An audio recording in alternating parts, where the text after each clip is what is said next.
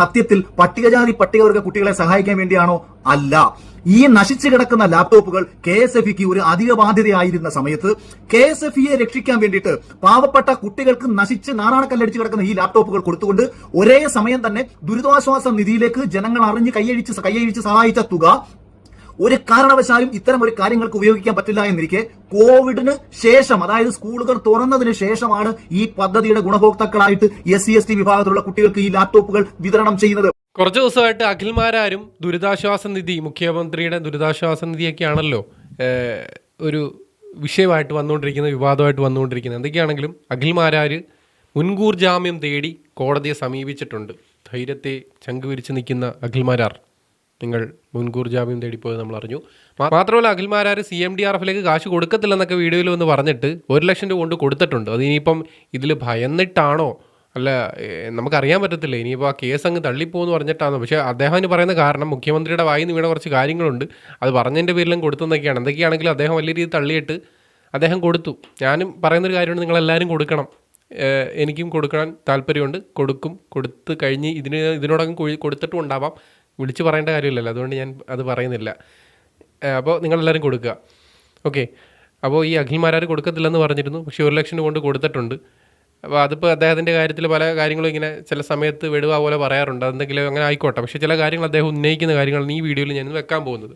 അതായത് വിദ്യാശ്രീ പദ്ധതിയും അതേപോലെ തന്നെ വിദ്യാകിരണം പദ്ധതിയും. ഇതാണ് 2 ദിവസമായിട്ട് ഇങ്ങനെ കത്തിക്കൊണ്ടിരിക്കുന്നത്. അതായത് KSFEക്ക് ഈ പറയുന്ന CMDRFിൽ നിന്നും കമ്പ്യൂട്ടർ വാങ്ങാൻ എന്തിന് കാശ് കൊടുത്തു, അല്ലെങ്കിൽ ഈ കമ്പ്യൂട്ടർ ആർക്ക് കൊടുത്തു എന്നൊക്കെയുള്ള കുറച്ച് വിഷയങ്ങളും കാര്യങ്ങളും വരുന്നുണ്ട്. അപ്പോൾ നമുക്കിതിൽ വ്യക്തത വരുത്തണമെന്നുണ്ടെങ്കിൽ ആദ്യം നമ്മൾ എന്താണ് ഈ പറയുന്ന വിദ്യാശ്രീ പദ്ധതിയെന്നും വിദ്യാകിരണം പദ്ധതിയെന്നും നമ്മൾ മനസ്സിലാക്കണം.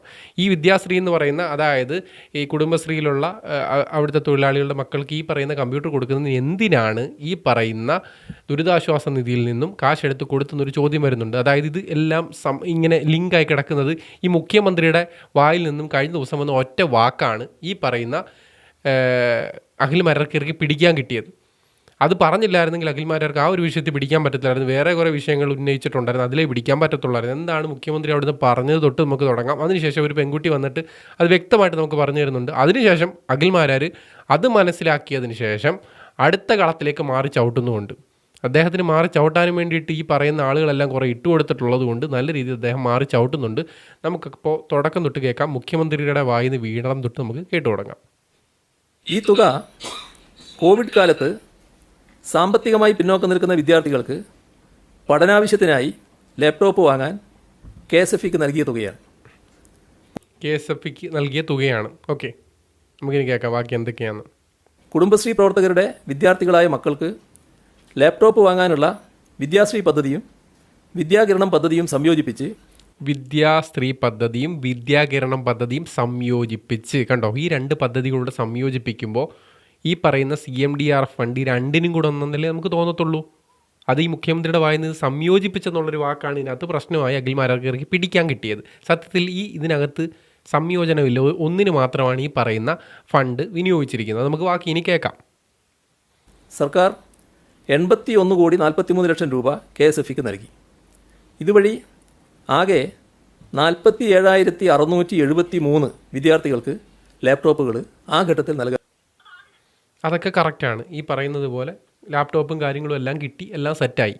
പക്ഷേ ഈ വിദ്യാകിരണം പദ്ധതിയും ഈ വിദ്യാശ്രീ പദ്ധതിയും 2 അതെന്താണെന്നുള്ളത് ഒരു പെൺകുട്ടി അത് നമുക്ക് വീഡിയോയിട്ടുണ്ടായിരുന്നു. അത് നമുക്ക് കുറച്ചുകൂടെ നിങ്ങൾക്ക് ആധികാരികമായിട്ട് അത് കേൾക്കുമ്പോൾ മനസ്സിലാവും. അത് മനസ്സിലായാലേ ഞാൻ ഒന്നുകൂടെ പറഞ്ഞു തരാം. എന്തൊക്കെയാണെങ്കിലും വളരെ ലളിതമായിട്ടാണല്ലോ പലതും പറഞ്ഞു തരുന്നത്. അപ്പോൾ ഇത് നമുക്കൊന്ന് കേട്ട് നോക്കാം. നമ്മളിൽ പലർക്കും ഉള്ള സംശയമാണ്. എന്നാലും അഖിൽമാരാർ, നിങ്ങൾ കൊടുക്കത്തില്ലെന്നൊക്കെ പറഞ്ഞിട്ടുകൊണ്ട് കൊടുത്തല്ലോ, പേടിച്ചിട്ടാണോ? എല്ലാവരും കൊടുക്കണം കേട്ടോ, കൊടുക്കണമെന്ന് ഞാൻ പറയത്തുള്ളൂ. കൊടുക്കുക, അതാണ് നല്ലത്. കാര്യം നമ്മുടെ മനസ്സുകൊണ്ട് നമുക്ക് സംതൃപ്തിയോടെ കൊടുക്കാൻ പറ്റും. നിങ്ങളെല്ലാം ചെയ്യുന്നത് എല്ലാവരും ചെയ്യുക. തീർച്ചയായിട്ടും മുഖ്യമന്ത്രിയുടെ ദുരിതാശ്വാസ നിധിയിലേക്ക് കാശും കൊടുക്കുക. അപ്പോൾ ആദ്യം തന്നെ ആരോപണത്തിലേക്ക് കടക്കാം. CMDRFിൽ നിന്ന് KSFEക്ക് ലാപ്ടോപ്പ് വാങ്ങിക്കാനായി 81.43 കോടി രൂപ നൽകി. ഏത്? അപ്പോൾ നമുക്ക് സാഹചര്യം ഒന്ന് പരിശോധിക്കാം. COVID-19 ആണ് സാഹചര്യം. ആ അവസ്ഥയിൽ ഏറ്റവും കൂടുതൽ ദുരിതം അനുഭവിക്കുന്ന ഒരു കൂട്ടരായിരുന്നു വിദ്യാർത്ഥികൾ എന്ന് പറയുന്നത്. അവരെ സംബന്ധിച്ചിടത്തോളം സ്വന്തമായി മൊബൈൽ ഫോണോ ലാപ്ടോപ്പോ ഒന്നും ഇല്ലാത്തവർക്ക് ഓൺലൈൻ ക്ലാസുകൾ അറ്റൻഡ് ചെയ്യാനുള്ള സാഹചര്യം ഇല്ലാതായി. അത് മനസ്സിലാക്കിയ വിദ്യാഭ്യാസ വകുപ്പും അതുപോലെ തന്നെ ഗവൺമെന്റും ഒക്കെ നിരവധിയായിട്ടുള്ള പദ്ധതികൾക്ക് രൂപം നൽകിയിട്ടുണ്ട്. അപ്പോൾ അതുപോലെ ഒരു പദ്ധതിയാണ് വിദ്യാശ്രീ എന്നുള്ള പദ്ധതി. KSFEയുടെ ആഭിമുഖ്യത്തിൽ നടത്തുന്ന പദ്ധതിയാണത്. ഡെൽ, ലെനോവോ പോലെയുള്ള അന്താരാഷ്ട്ര കമ്പനികളുമായി സംയോജിപ്പിച്ചുകൊണ്ട് ഒരു ലാപ്ടോപ്പിനും 18,000 രൂപ നിരക്കിൽ കുടുംബശ്രീ പ്രവർത്തകരുടെ വിദ്യാർത്ഥികളായിട്ടുള്ള മക്കൾക്ക് ഇത്തരത്തിൽ തവണകളായി തിരിച്ചടയ്ക്കാൻ പറ്റുന്ന രീതിയിൽ ലാപ്ടോപ്പ് വിതരണം ചെയ്യുക എന്നുള്ളതാണ് ആ പദ്ധതിയുടെ ഉദ്ദേശം. വിദ്യാശ്രീ പദ്ധതി, അതിനകത്ത് ഡെല്ല്, ലെനോവോ എന്ന് പറയുന്നുണ്ട്. അങ്ങനെ 18,000 രൂപ വരുന്ന കമ്പ്യൂട്ടറുകൾ, ലാപ്ടോപ്പുകൾ എന്ന് പറയുന്നു. പക്ഷേ ഈ ഡെല്ലും ലെനോവോ അല്ലാതെ വേറെ വൃത്തികെട്ട കമ്പനി, ആ കമ്പനിയുടെ സാധനങ്ങൾ പലതും അടിച്ചു പോയിട്ടുമുണ്ട്. അപ്പോൾ ഇതെങ്ങനെ കിരണം പദ്ധതിയിലേക്ക് എത്തി എന്നുള്ളത് കുട്ടി തന്നെ പറയും. ഡെല്ല്, ലെനോവോ മാത്രമാണ് ഇവർ പറയുന്നത്. പക്ഷേ വേറെ കുറേ വൃത്തികെട്ട കമ്പനി ഉണ്ടായിരുന്നു. പദ്ധതിയുടെ പേര് വിദ്യാശ്രീ, KSFEയുടെ ആണ്. ഒരു ലാപ്ടോപ്പിന് 18,000 രൂപ. ഇനി രണ്ടാമത് ഗവൺമെന്റ് എന്ത് ചെയ്തു? പട്ടികവർഗ്ഗക്കാരായിട്ടുള്ള വിദ്യാർത്ഥികൾക്ക് വേണ്ടിയിട്ട് വിദ്യാകിരണം എന്ന പേരിൽ കൈറ്റ് മുഖേന ഇത്തരത്തിലൊരു പദ്ധതി നടപ്പിലാക്കുകയാണ്. അതും ഇത്തരത്തിൽ ലാപ്ടോപ്പ് വിതരണം ചെയ്യുന്നതുമായി ബന്ധപ്പെട്ടിട്ട്. അപ്പോൾ ഗവൺമെന്റ് നോക്കുന്ന സമയത്ത് വളരെ കുറഞ്ഞ നിരക്കിൽ വിദ്യാഭ്യാസ ആവശ്യത്തിന് തന്നെ ആയിട്ട് KSFE എന്ത് ചെയ്യുന്നുണ്ട്? 18,000 രൂപ നിരക്കിൽ ലാപ്ടോപ്പ് കൊടുക്കുന്നുണ്ട്. അപ്പോൾ താരതമ്യേന വില കുറവാണ്. അതുപോലെ തന്നെ വിദ്യാഭ്യാസ ആവശ്യത്തിന് വേണ്ടിയുള്ള ലാപ്ടോപ്പ് കൂടിയാണ്. അപ്പോൾ KSFE ഓൾറെഡി സ്റ്റോക്ക് ചെയ്ത ലാപ്ടോപ്പുകളിൽ നിന്ന് ഗവൺമെന്റ് എന്ത് ചെയ്യുകയാണ്? ലാപ്ടോപ്പുകൾ അവർക്ക് ആവശ്യമുള്ളത് വാങ്ങിക്കുകയാണ്. അങ്ങനെ ഏകദേശം 45,313 ലാപ്ടോപ്പുകൾ ഗവൺമെന്റ് KSFEയുടെ സ്റ്റോക്കിൽ നിന്ന് KSFEയിൽ നിന്ന് വാങ്ങിക്കുകയാണ്. എന്ത് നല്ല സ്നേഹം! ഗവൺമെന്റിന് ഏതെങ്കിലുമൊക്കെ ഇലക്ട്രോണിക്സ് ഡീലേഴ്സുമായിട്ട് ടെൻഡർ വിളിച്ച് മേടിക്കാൻ പറ്റാത്തതുകൊണ്ടാണ് KSFE പോലൊരു ഫിനാൻസ് സ്ഥാപനത്തിൽ അവർ ഈ ഒരു പദ്ധതിക്ക് കൊടുക്കാൻ വെച്ചിരുന്ന സാധനം പോയി മേടിക്കുന്നത്. എന്ത് നല്ല വിശാല മനസ്കഥ!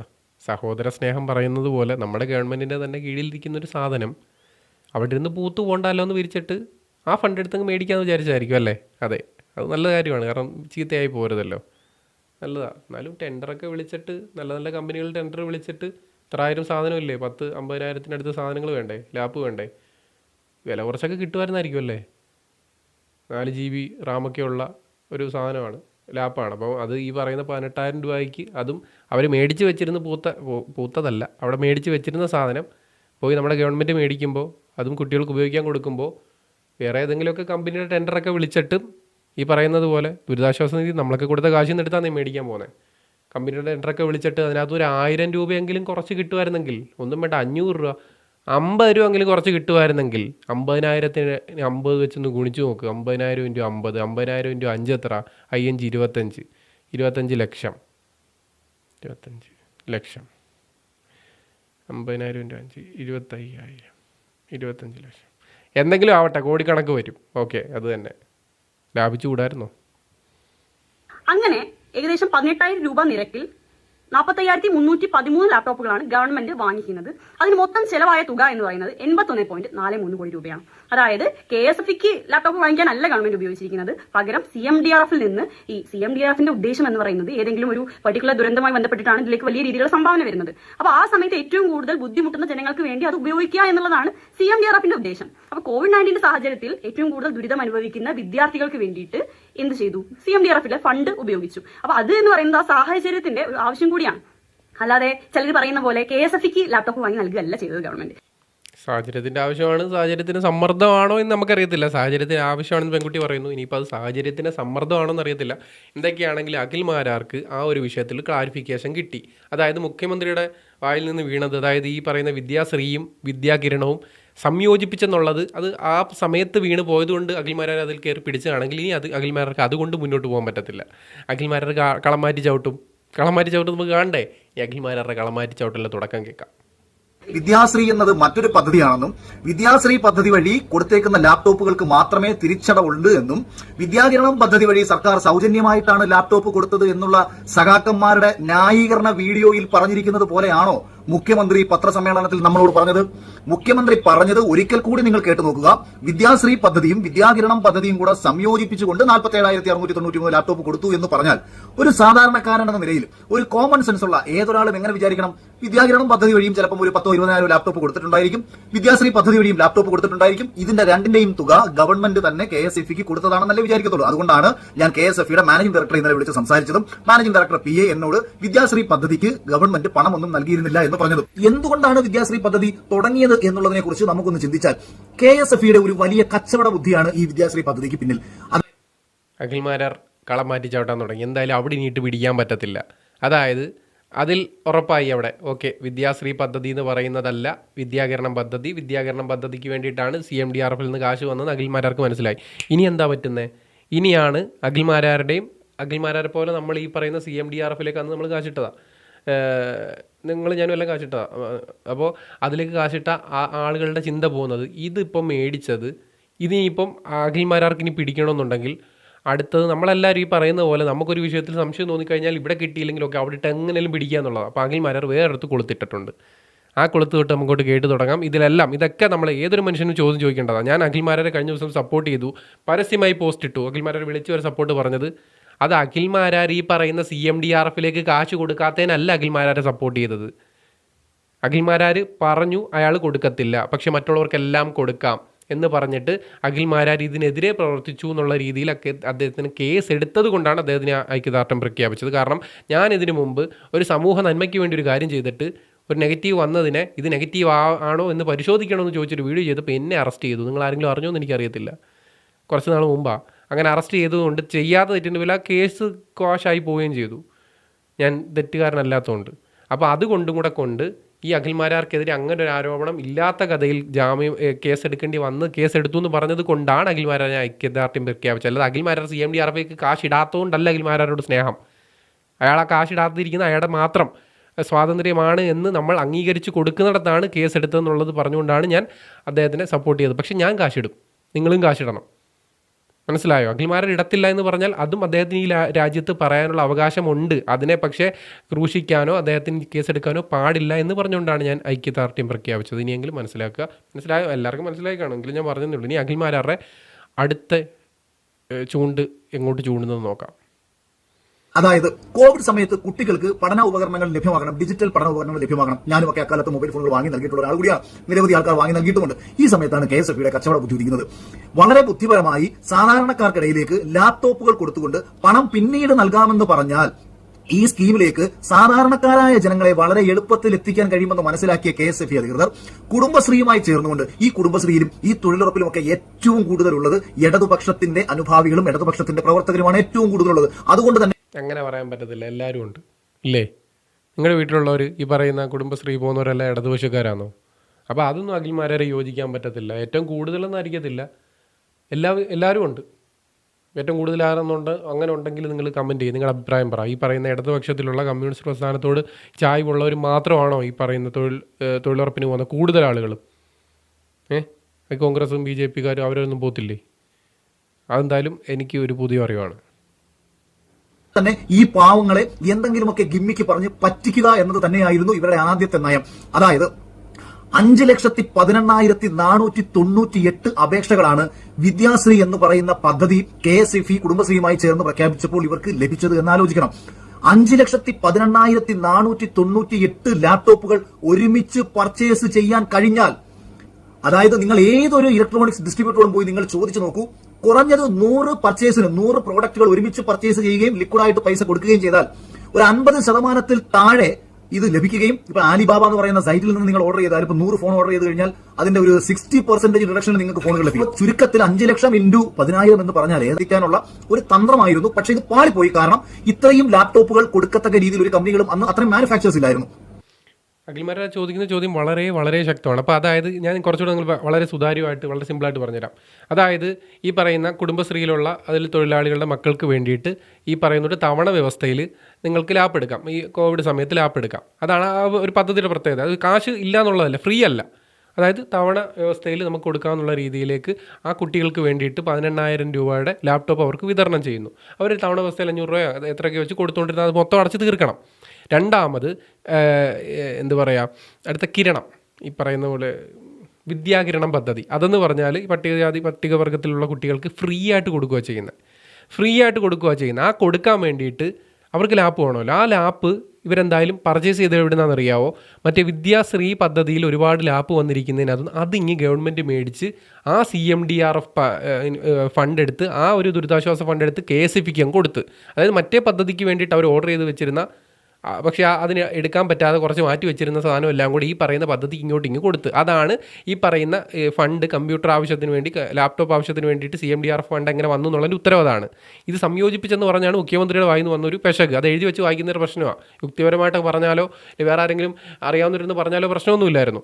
ഓക്കെ, അപ്പോൾ ആ ഫണ്ട് ഇങ്ങോട്ട് എടുക്കുമ്പോഴത്തേക്കും ചോദിക്കുന്നൊരു ചോദ്യമുണ്ട്. എന്തുകൊണ്ട് ഈ പറയുന്ന CMDRFിൽ നിന്ന് ഫണ്ട് എടുത്ത് ഇങ്ങനത്തെ ലാപ്ടോപ്പ് മേടിക്കുമ്പോൾ ടെൻഡർ വിളിക്കാതെ, ഇല്ലെങ്കിൽ ഈ പറയുന്ന ഇദ്ദേഹം പറയുന്നത് പോലെ ഇത്രത്തോളം 10-40,000-ഓളം അതിൽ മുകളിൽ ലാപ്ടോപ്പ് മേടിച്ചൊരു ഈ പറയുന്ന കുട്ടികൾക്ക്, സാധാരണ കുട്ടികൾക്ക്, പാവം പിടിച്ച കുട്ടികൾക്ക്, പട്ടികജാതി പട്ടികവർഗത്തിൽപ്പെട്ട സാധുക്കളായിട്ടുള്ള കുട്ടികൾക്ക് കൊടുക്കുമ്പോൾ 1,000 രൂപയെങ്കിലും അതിൽ ലാഭം കിട്ടുന്ന രീതിയിൽ ടെൻഡർ വിളിച്ചുകൂടായിരുന്നോ? 18,000 രൂപയുടെ സാധനം അവിടെ മേടിച്ച് വെച്ചേക്കുന്ന കൺഫേം ആ വിലയ്ക്ക് എന്തായാലും അവർക്ക് കൊടുത്തങ്ങ് എടുക്കുക എന്നുള്ളതിലുപരി രണ്ടാമത് ഈ 18-ൽ താഴെ ഇത് അഖിൽമാരാർ പറയുന്നു അത് ചിലപ്പോൾ 10,000 രൂപയ്ക്ക് കിട്ടുമെന്ന്. അതും പോട്ടെ, ഒരു 15,000 രൂപയ്ക്ക്, അതും പോട്ടെ, 18-ൽ താഴെ ഒരു 100 രൂപ കുറച്ച് 17,900 രൂപയ്ക്ക് ലാപ്പ് തരാമെന്നും പറഞ്ഞ് 40,000 ലാപ്പ് തരാമെന്നും പറഞ്ഞ ഒരു ആൾ വന്നിരുന്നെങ്കിൽ ആ 100 രൂപ വെച്ചിട്ട് എത്ര കോടി രൂപ ആയിരിക്കും ഗവൺമെൻറ്റിന് കിട്ടുന്നത്? ഇല്ലെങ്കിൽ ദുരിതാശ്വാസ നിധിയിൽ നിന്ന് അത്രയും കുറച്ചെടുത്താൽ മതിയായിരുന്നല്ലോ. അതെന്താ ചിന്തിക്കാത്തത്? അത് ഞാനിപ്പോൾ കണക്കെടുത്ത് കൂട്ടുന്നില്ല.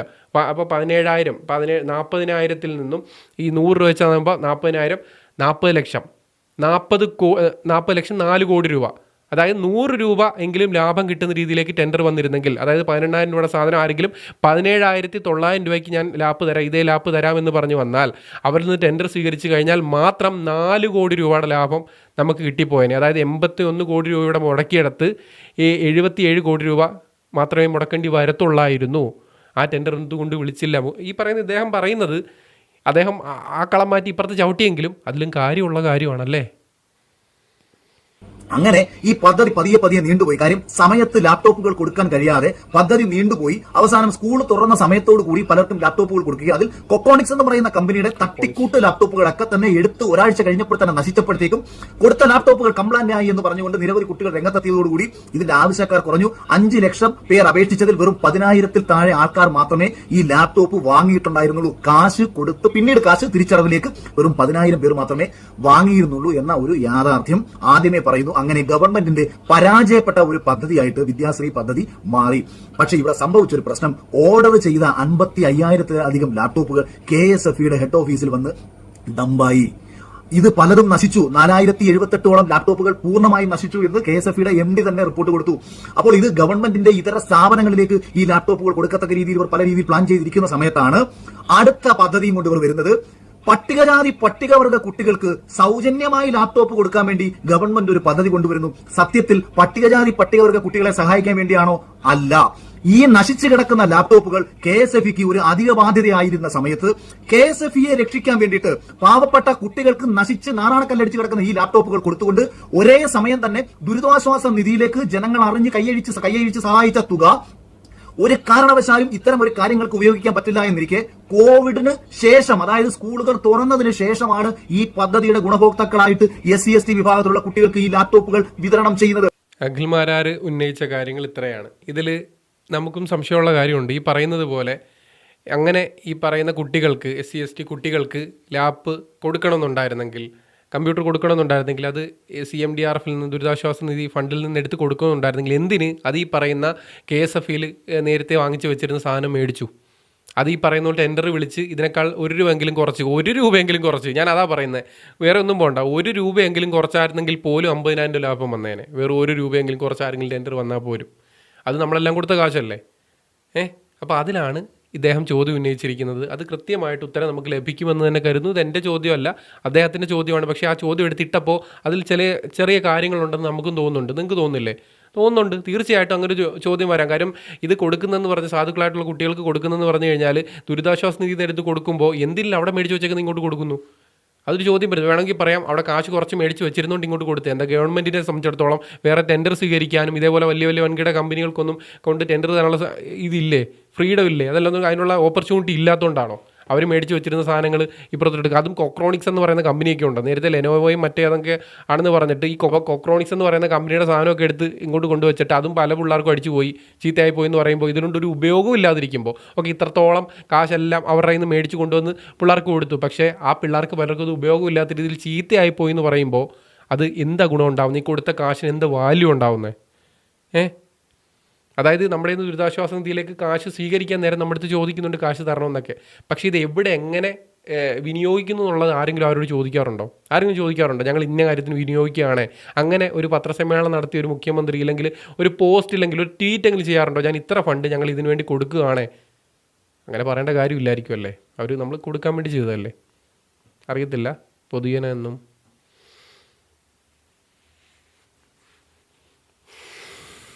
Smell to off signing out.